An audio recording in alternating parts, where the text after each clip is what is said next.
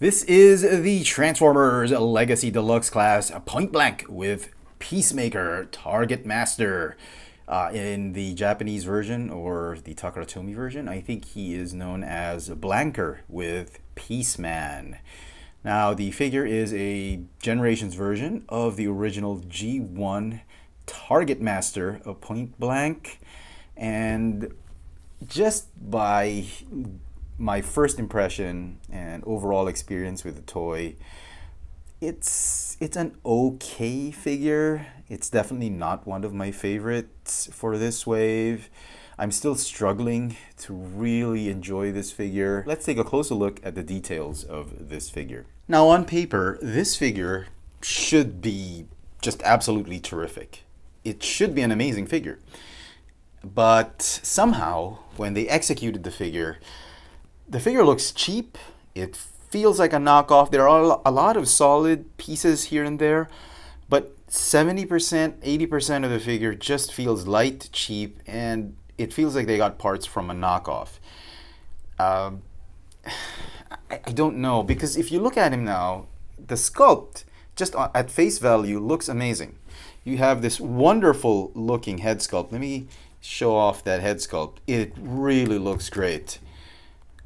But that's probably the only thing going for this figure. You got clear plastic right here. I think that's probably the only premium plastic that they used, and maybe the thighs, which is ironic because most of the time these figures we get premium plastic for everything else except the thighs and and the elbows. But everything looks cheap except the shoulder plastic and the clear plastic bits and the thighs. That's it. Look at this. Look how soft that plastic is. This one, look at it. It's not glossy. It's this old cheap matte look. And probably the most annoying bits of this figure are these. They feel so cheap and they love to pop off. If you hold it, it will feel solid, but then once you start inspecting it, you get to see how kind of cheap the figure is. Anyway, I don't want to belabor the point, but you know what I mean. And I'm sorry if I'm sounding like a broken record, just calling out Hasbro for being cheap with the plastic and all that. And it just feels like in Manila, you're going to get this for $37 on retail. That's retail price, okay? And we get this kind of plastic. Next, they gave us a Targetmaster Peacemaker, and the sculpt looks amazing. Peacemaker has some nice paint details, sculpting and all that. The only problem is it no longer has any articulation. I don't know what happened, but they sort of went several steps back into the Targetmaster's Prime Master figures, and now we just have an accessory that looks like a robot. It's not Battle Master grade robot. You transform him this way, you fold him down, plug that doesn't even plug in, and he's a gun. And I get the fact that they're trying to harken back to the good old days of G1, the 80s toys. They never had articulation. They were just bricks that transformed into guns. I get that, but this is a Generations line. We should get updated versions, and they already had great Target Masters with the Battle Master figures. I don't know why they did this. And stop telling me that there's no budget, because get budget. You're charging what, $25 to $37 for this figure all over the world. Where's all that money going to? I mean, if you were charging $20, I will understand there's no budget, but you've gotten a lot of budget from your overpriced products. We at least deserve some premiumness. Let's talk about articulation for the figure. The figure has a ball jointed neck. He's got a waist swivel. The shoulders can go up and down or go side to side like this. There's a hinge here and there's a hinge here because of transformation. There is an elbow swivel, but no bicep swivel. There's a hinge right here for the elbow as well. And that's it. No wrist articulation or anything like that. The hips go in and out, forward and backward. You got a thigh swivel, very tight. Hinge knees, very nice hinge because of transformation. It's almost 180 degrees. And then the rocker tilt, the toes can point down and up because of transformation. So, apart from the cheap looking plastic, the Electro Spark Blue paint apps look great with some silver highlights. It harkens back to the old G1 Pointblank. But other than that, it's really not a spectacular figure. Let's do some size comparisons. Here he is with would-be fellow Targetmaster Hot Rod and Fire Dive. And you see my point. Look at that. I don't understand why they couldn't give us this. It's almost the same weight. This is probably even lighter, and you know, it would still look like a G1 Targetmaster, and people were happy with this kind of format for the Targetmasters. I don't understand why they had to change it. It's great. Was it too big? Were you guys worried about, were the designers worried about scale? I mean, who doesn't want a bigger gun, right? It doesn't have any blast effects, but if you do have blast effects from your previous Battle Masters, it would fit. But I honestly think it's a step back.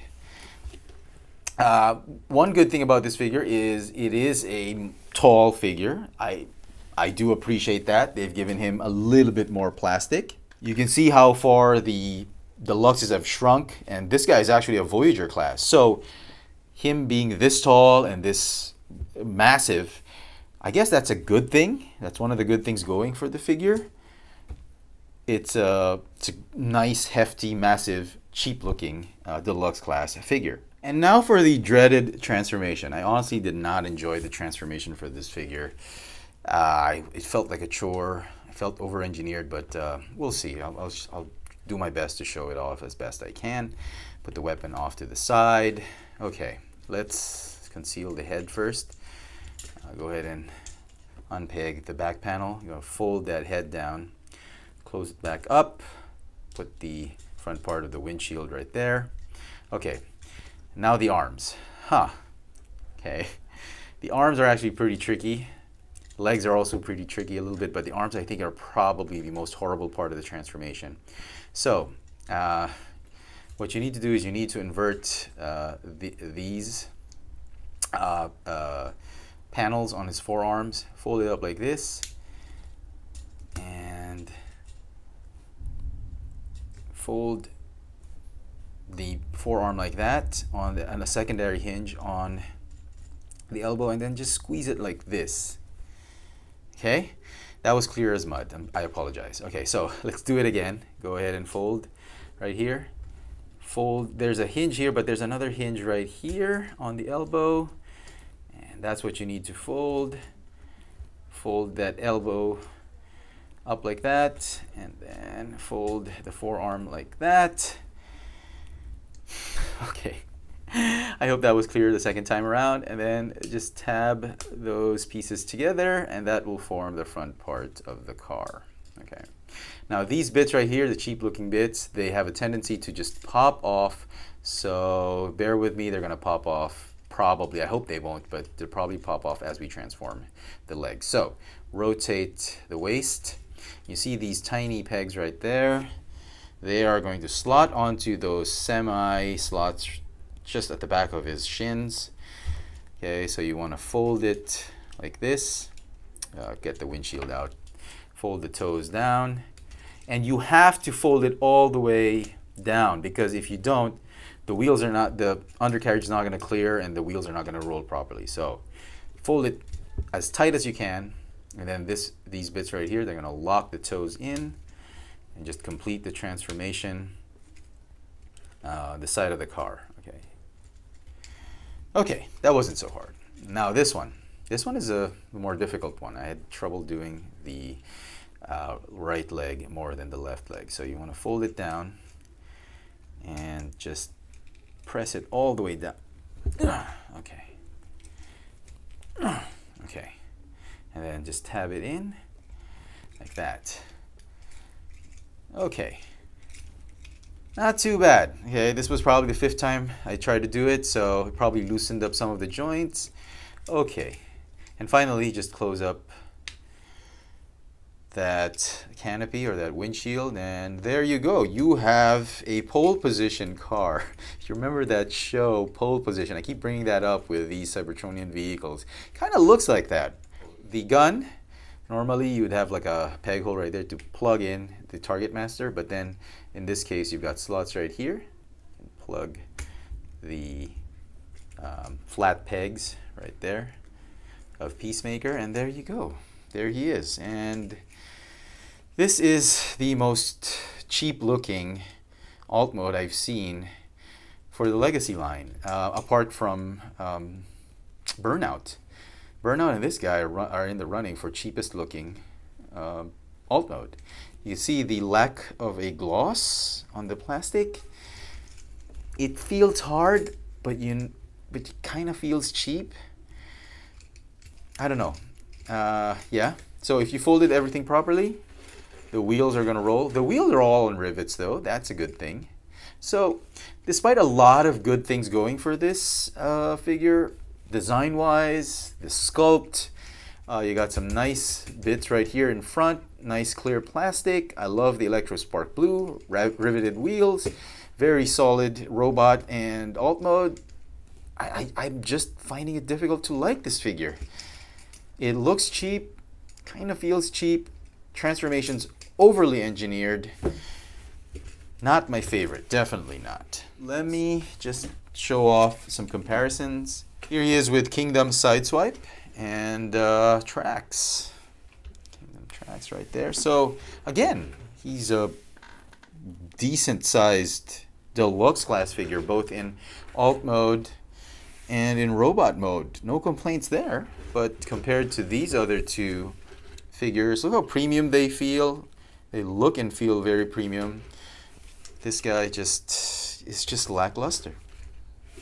And so some final thoughts on this Legacy Pointblank with Peacemaker.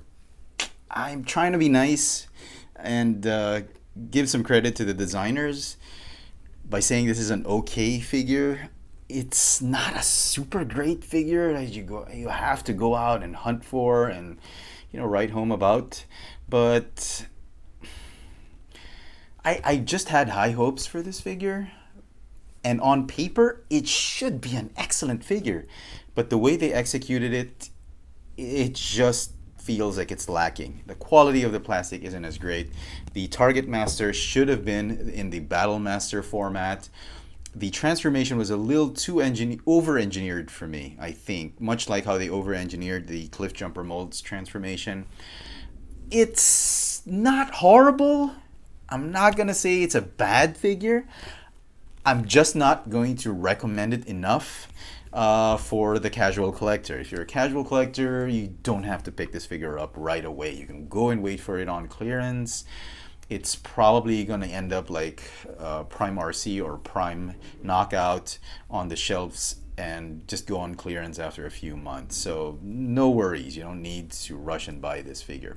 If, however, you are a big fan of the G1 Targetmasters and you're looking to fill that gap in your collection of the Targetmasters for the Generations line, then sure. I think it's an okay pickup. Do not pay more than $37 for it. $25 to $30 should be the average price for this figure. $37 should be the price ceiling. That's how much this thing is going to cost here in Manila because of all this inflation.